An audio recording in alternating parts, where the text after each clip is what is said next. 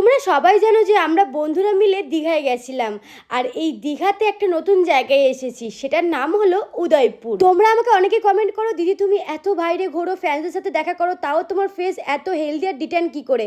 আমি কোনো serum cream use করি না। আমার ডেলি রুটিন মানে গুড ভাইবসের ডিট্যান গ্লো ফেস ওয়াশ। এটা আমি বহুদিন থেকে ইউজ করছি। এটা ট্যান রিমুভও করে আর ডেড স্কিন সেলসকে এক্সফোলিয়েটসও করে, আর এটা ইউজ করার সাথে সাথেই আমার ফেসে একটা ন্যাচারাল গ্লো চলে আসে।